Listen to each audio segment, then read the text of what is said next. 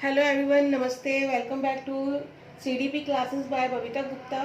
तो आज हम बात करेंगे सीडीपी क्लासेस में सोशल डेवलपमेंट ड्यूरिंग एडोलेसेंस। और ये जो हम पढ़ रहे हैं वो हमारा BEd first year C TET TET के एग्जाम, जो आपका यूपी टेट होता है, एच टेट होता है, और उन सबके लिए आपका टीजीटी पीआरटी, इन सब के प्रिपरेशन के लिए हम ये पढ़ रहे हैं। सारा ये बेसिक है उस चीज़ का और इम्पॉर्टेंट है, क्योंकि जो देखिए पेडागोजी के क्वेश्चंस भी होते हैं ना, वो इसी से रिलेटेड होते हैं।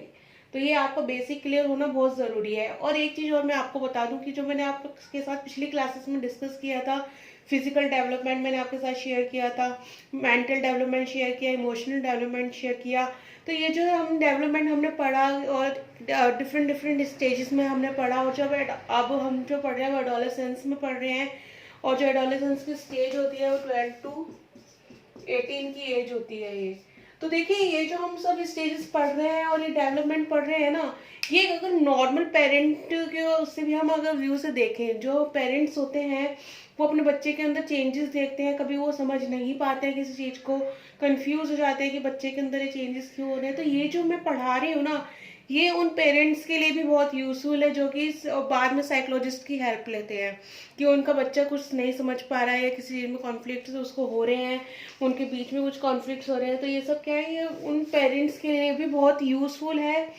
तो जो ऐसा, ये सभी पेरेंट्स भी इसको देखें, स्टूडेंट्स तो देखें ही इस वीडियो को।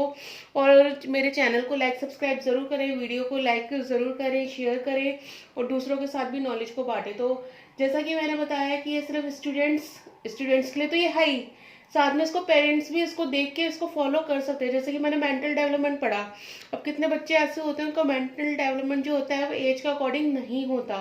उस कंडीशन में पेरेंट्स इतने परेशान हो जाते हैं कि उन्हें समझ नहीं आता कि वो क्या करें, किसकी हेल्प लें, कहाँ दिखाएं कहाँ नहीं दिखाएं बच्चे को। तो जो मैंने फैक्टर्स शेयर किए थे और जितने भी इम्पोर्टेंस वगैरह सब शेयर मैंने किया था मेंटल डेवलपमेंट का, इमोशनल डेवलपमेंट का, तो वो बहुत यूजफुल है इवन फॉर पेरेंट्स। ठीक है। और मेरे चैनल पे अगर आप और वीडियोस अगर सर्च करना चाहते हैं तो आप हॉक्स एजुकेशनल इंस्टीट्यूट डाल के वीडियोस को सर्च कर सकते हैं, और CDP classes by Babita Gupta के नाम से भी आपको वीडियोस मिल जाएंगे।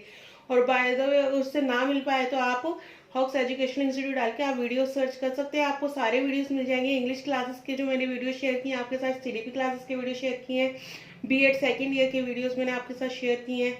तो ये जब नॉलेज मैं आपके साथ शेयर कर रही हूँ, आप उसको ध्यान से देखें, समझें, और दूसरों के साथ भी उस नॉलेज को जरूर बांटें।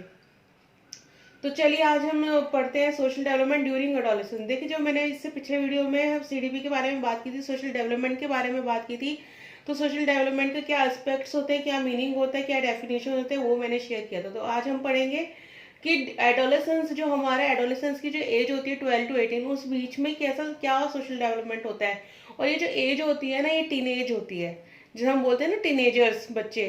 तो उनके लिए उस एज के बारे में हम बात करेंगे। और सबसे ज़्यादा जो डेवलपमेंट होता है, चेंजेस होते हैं, वो इसी एज में होते हैं।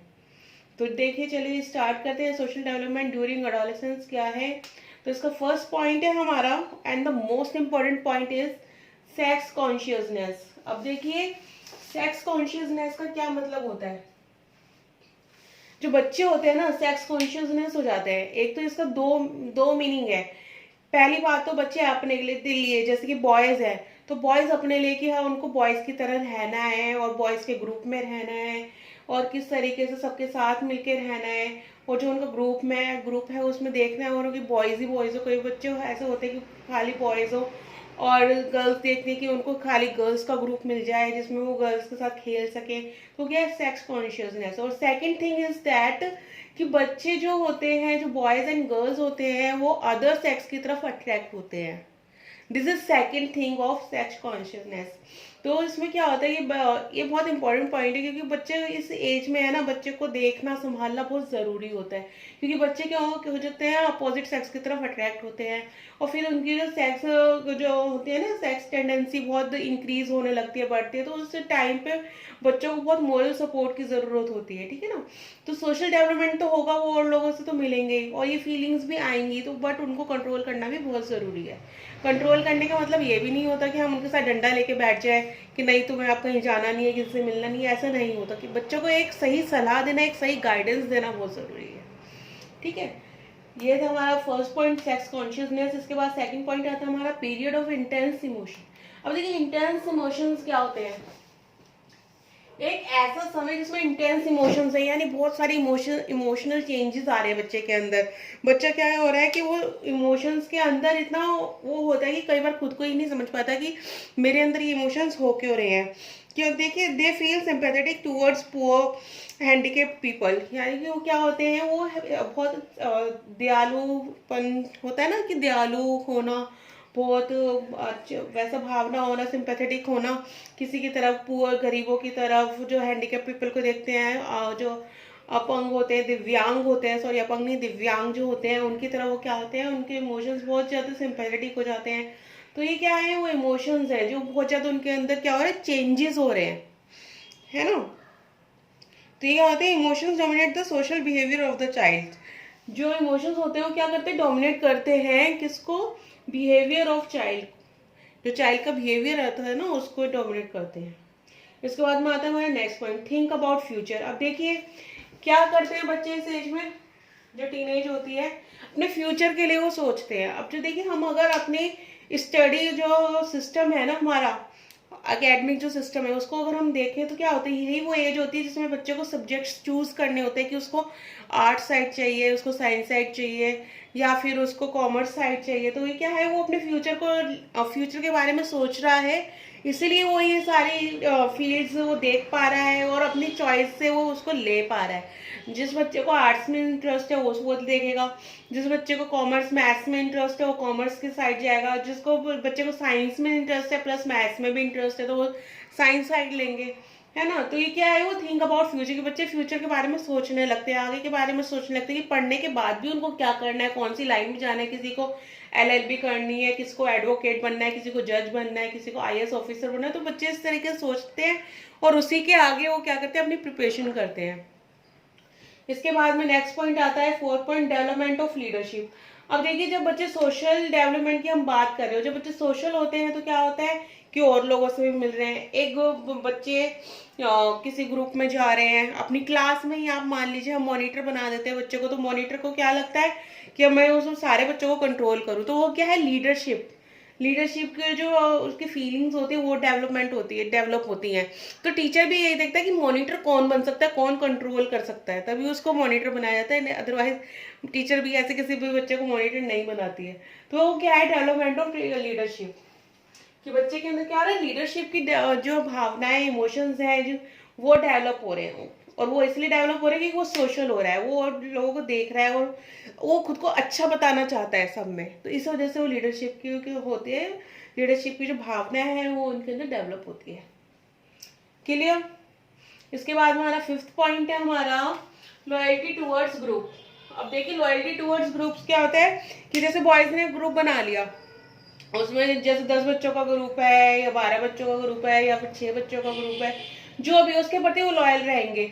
अगर एक बच्चे ने झूठ बोला है तो वो बाकी 4 भी उसके साथ में उसके झूठ में उसका साथ देंगे, है ना। अगर वो कोई किसी से लड़ने जा रहे हैं, थोड़ा नेगेटिव है बट ऐसा होता है कि अगर एक बच्चे की किसी से लड़ाई होगी तो बाकी 4 भी उसके साथ चल दिए, क्यों, क्योंकि वो लॉयल्टी टूवर्ड्स ग्रुप है ना, वो लॉयल्टी दिखाना चाहते हैं एक।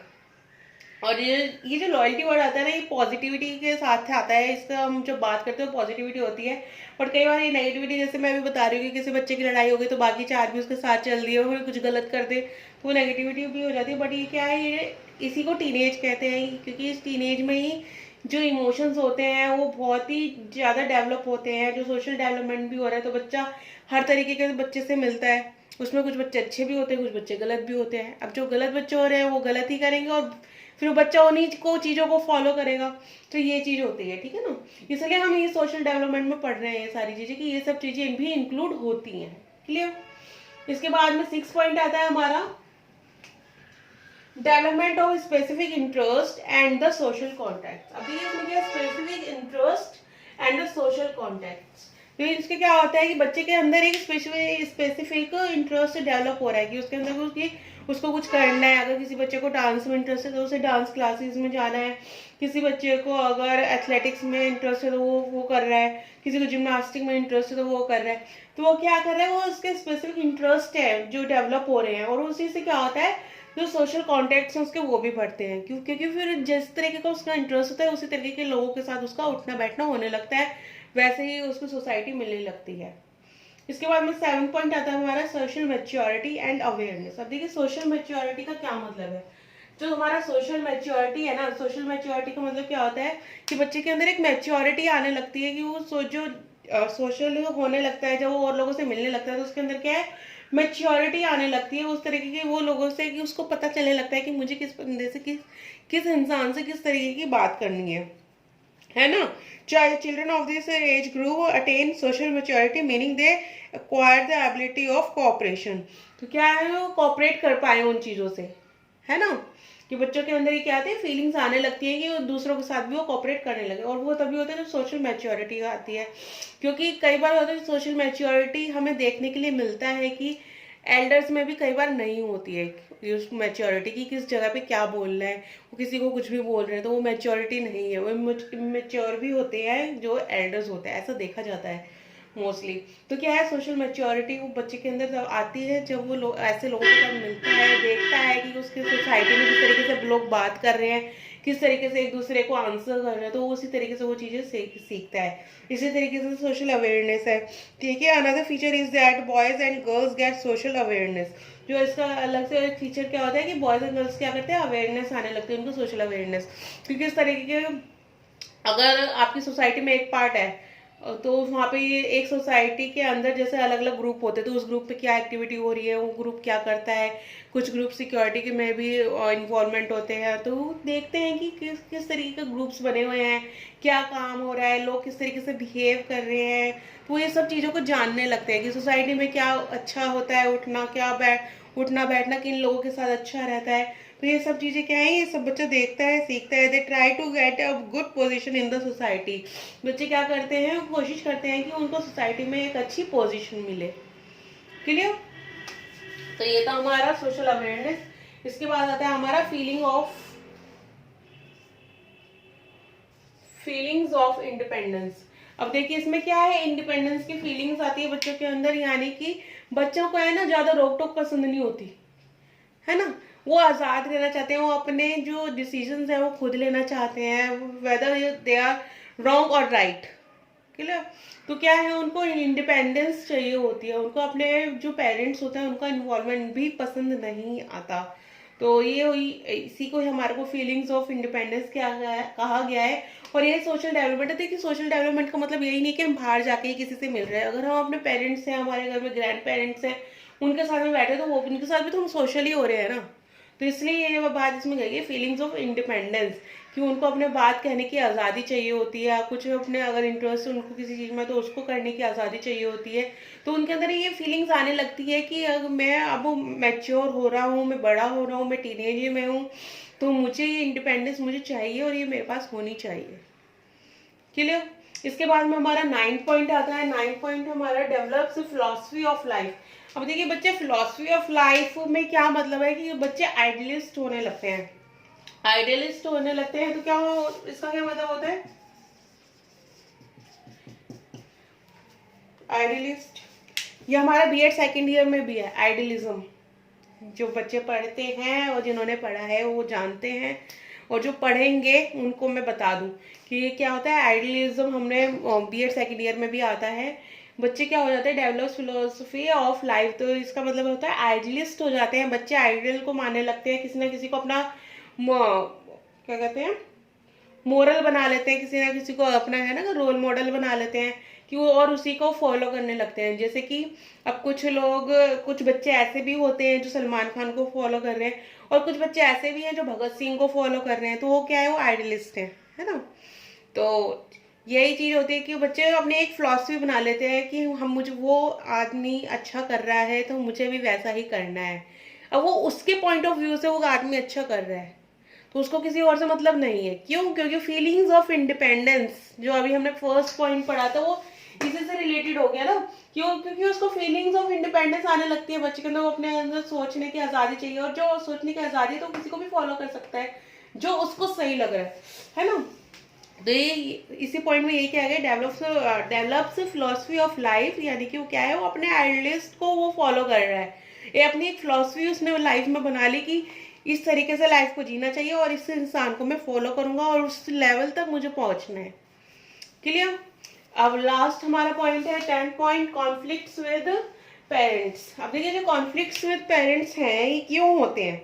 कॉन्फ्लिक्ट्स विद पेरेंट्स तो तब होते हैं ना जब पेरेंट्स रोकना शुरू कर देते हैं, रोक टोक लगाना शुरू कर देते हैं बच्चों के ऊपर। वो अगर देखते हैं कि बच्चा अगर कुछ गलत कर रहा है तो रोकते हैं, और रोकेंगे भी पेरेंट्स तो वही देखते ही है ना कि बच्चे गलत रास्ते पे ना जाए। तो वही चीज़ है, इसमें कॉन्फ्लिक्ट्स विद पेरेंट्स होने लगते हैं बच्चों के। बच्चों को रोक टोक बिल्कुल पसंद नहीं होती, उनको तो इंडिपेंडेंस चाहिए, और जहाँ पे पेरेंट्स ने रोकना शुरू करा वहीं पे उनके कॉन्फ्लिक्ट शुरू हो गए, मतभेद शुरू हो गए। कॉन्फ्लिक्ट का मतलब क्या होता है? मतभेद, है ना। तो वहीं पे उनके क्या हो जाते हैं? मतभेद शुरू हो जाते हैं। तो कोई बच्चे सुनते नहीं है, वो दुश्मन समझ लगते हैं, they feel enemy to their parents. तो इस तरह की भावना ऐसे नहीं होनी चाहिए, और ये तभी होता है जब पेरेंट्स बच्चों के फ्रेंड्स बन जाएं, उनके दोस्त बन जाए, है ना। कुछ अच्छा शेयर कर रहे हैं तो कुछ बुरा भी अगर बच्चे शेयर कर रहे हैं तो उस पर इतना रिएक्ट ना करें कि एकदम कि कई बार क्या होता है पेरेंट्स बच्चों पे हाथ छोड़ देते, तो ऐसा ना करें, उनको प्यार से समझाएं तो बच्चे ज़रूर समझेंगे। तो ये हमने पढ़े थे सोशल डेवलपमेंट ड्यूरिंग एडोलेसेंस, कि एडोलेसेंस के दौरान सोशल डेवलपमेंट जो सामाजिक विकास है वो किस तरीके से होता है। ये जो सारे पॉइंट्स हमने पढ़े सामाजिक विकास के ही पढ़े हैं कि एक बच्चे के अंदर कैसे होते हैं। बच्चा जो कि कौन सी एज में है? 12 to 18 की एज में, जो एक टीनेज में है, जिसको हम एडोलेसेंस बोलते हैं, ठीक है ना, परिपक्वता के पीरियड में है वो। तो आप इसको पढ़िए, समझिए, और जो सीडीपी के नेक्स्ट वीडियो में मैं शेयर करूंगी, मैं फैक्टर्स करूंगी, फैक्टर्स इन्फ्लुएंसिंग सोशल डेवलपमेंट, जो ऐसे फैक्टर्स जो सोशल डेवलपमेंट पे असर डालते हैं, ठीक है ना। तो वो नेक्स्ट वीडियो में मैं सीडीपी के शेयर करूंगी। तो मिलते हैं नेक्स्ट वीडियो में। थैंक यू, धन्यवाद। और वीडियो को लाइक सब्सक्राइब जरूर करें, शेयर करें, दूसरों के साथ भी नॉलेज को बांटें। तो मिलते हैं नेक्स्ट वीडियो में।